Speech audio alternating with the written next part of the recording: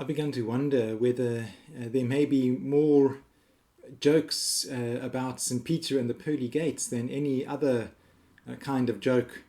There certainly are plenty of cartoons featuring St. Peter at the pearly gates. One that I really enjoyed as I was looking through some this past week was St. Peter standing behind his podium with the book open, and there before him on a puffy white cloud is a little dog looking up at him with his tail wagging, and St. Peter with an open smiling face says, "Well, what a good dog you are."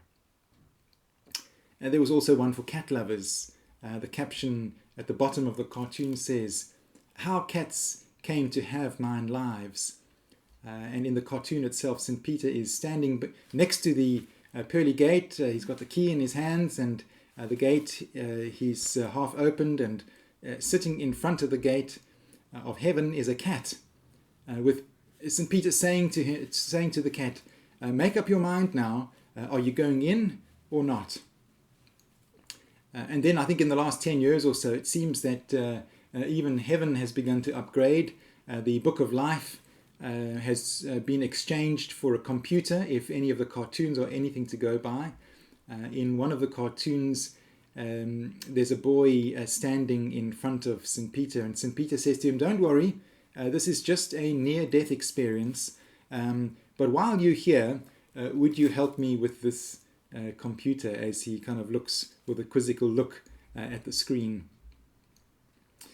As we continue our exploration of the book of Revelation, it is interesting to note that the idea of the pearly gates comes from Revelation 21, where the New Jerusalem is described as having 12 gates, and each of those gates is made of a single pearl. And so if it wasn't for the book of Revelation, we would have no pearly gates jokes. Last week we explored Revelation 20, the lake of burning sulfur, the lake of fire and brimstone.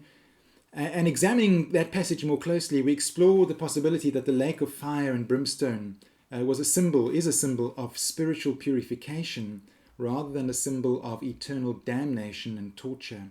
One of the biggest clues is that the kings of the earth, who waged war against Christ in Revelation 19, are then seen bringing their splendor into the New Jerusalem in chapter 21, verse 24. And so this happens after the lake of burning fire.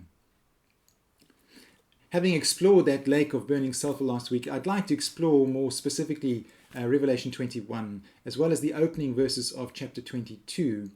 And they introduce us to 4 themes that we'll briefly look at today. The first theme, the new heaven and the new earth. The second theme, the wedding of the bride and the lamb.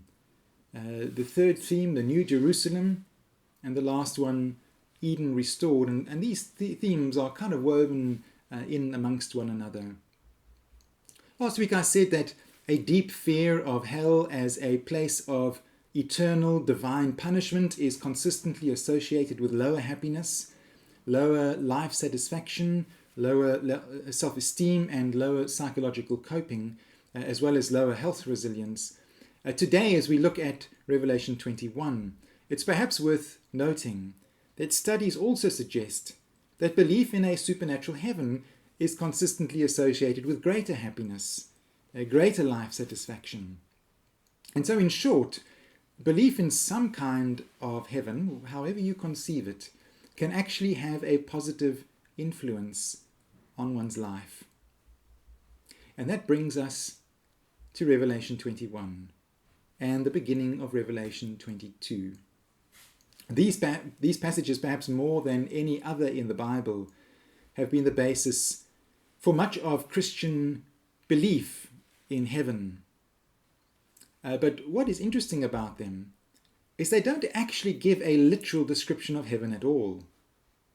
Rather, this section of Revelation provides us with 4 major symbols that describe the end of evil and the consummation of history, some sort of spiritual fulfillment, so that history and all of life finds its fulfillment, its resolution in union and communion with God.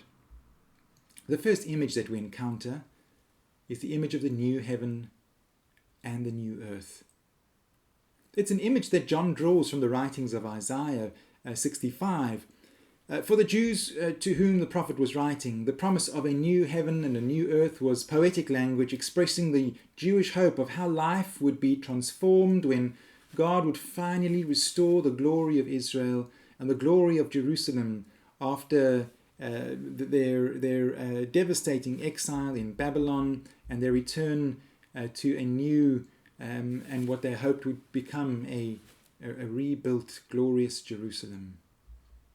When this promise was never fulfilled as they had hoped it would be, the symbolism of a new heaven and a new earth remained a metaphor, a symbol expressing their ongoing hope that one day God would intervene and re-establish the glory of Israel.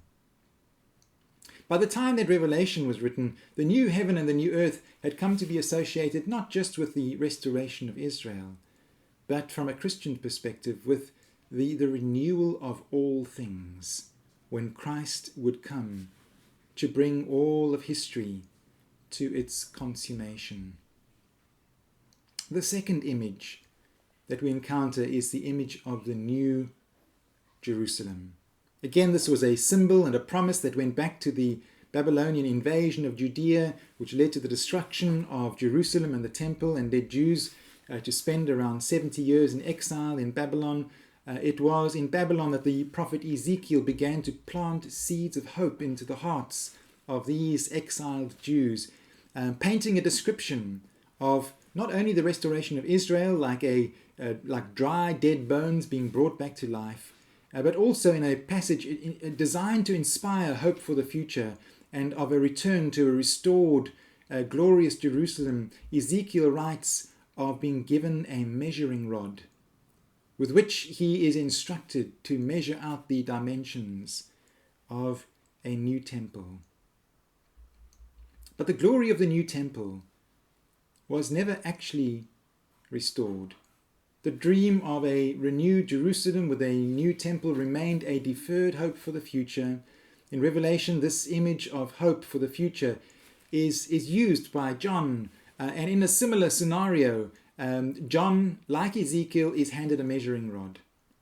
But John, this time, he's handed a measuring rod of gold with which he is to measure the holy city, the new heavenly Jerusalem. And what he measures is a perfect cube.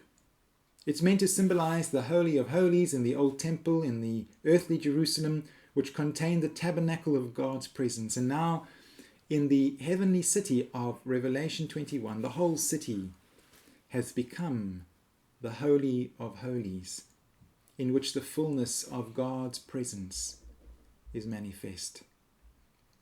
And the third image we encounter is the image of a great wedding, the wedding of the bride, the wife of the Lamb. The bride is the New Jerusalem itself, and thus the New Jerusalem is more than just a city, but rather a symbol of the very people of God. The image and the symbol of the marriage is one that runs throughout the whole Bible. It's an image that is constantly used to describe the relationship between God and God's people. The Jews had come to believe in their epic history or their sacred story that when God had rescued their ancestors from slavery in Egypt, when God had led them out to Mount Sinai, where he had given them the 10 Commandments, that this was a kind of a marriage ceremony, where God had pledged to be their husband, to care for them, and to protect them. But time and again, prophets like Hosea wrote of how Israel had behaved like an unfaithful spouse. But the promise and the hope remained that one day the remarriage and the consummation between God and his people would take place. For the earliest Christians, this hope, the hope of the return of Christ, was looked forward to as a wedding feast, in which the final consummation of all things would be like a moment of communion, of union between humanity and the divine. God would dwell with them, and they would be his people, and he would be their God. And it's interesting, if you read through the gospel stories, how many of the parables of Jesus are about weddings, wedding feasts. And in John's gospel, the first sign that he describes is Jesus at the wedding of Cana. For John writing that gospel, he was sending a message that the bridegroom has arrived. The fourth image that we encounter is the image of Eden restored. And we find it in the first 5 verses of chapter 22. Then the angel showed me the river of the water of life, as clear as crystal, flowing from the throne of God and of the Lamb, down the middle of the great street of the city. On each side of the river stood the tree of life, bearing 12 crops of fruit, yielding its fruit every month. And the leaves of the trees are for the healing of the nations. No longer will there be any curse. This passage is a combination of imagery both from Ezekiel 47 as well as Genesis chapter 2. The river of the water of life is described in Ezekiel as flowing from within the temple, from the midst of the temple, and as it goes out, it makes abundant life flourish wherever it flows. It is as though this river restores the life and the joy of the original Eden. In verse 3 of Revelation 22, we are told that there will no longer be any curse.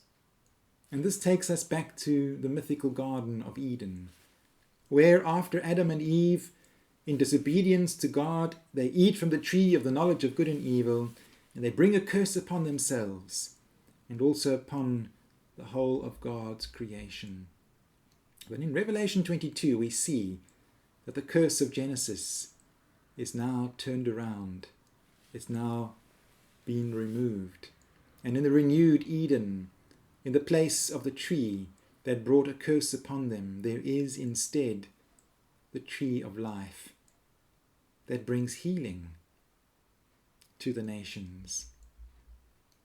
Now, this is all symbolic language, and I believe it's meant to point to the intuition in the heart of every human being that there is a realm or a spiritual dimension to life where there is a true refuge and a true solace from the struggles, the pain, and the turmoil of this world of birth and death in which we live. There are some who would suggest that Revelation 21 and 22 is ultimately not about the end of historical time at all.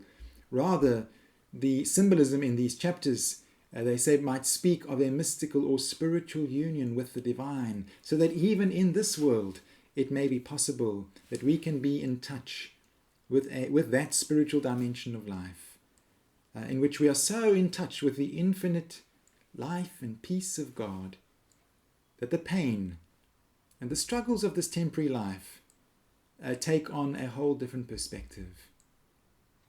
It's like being in a traffic jam. When you're in the midst of one, it can feel a little bit desperate and frantic. But if you were in an aeroplane looking down on that same traffic jam, it would give you a different perspective. It would look and feel completely different. It may even look quite beautiful from the air.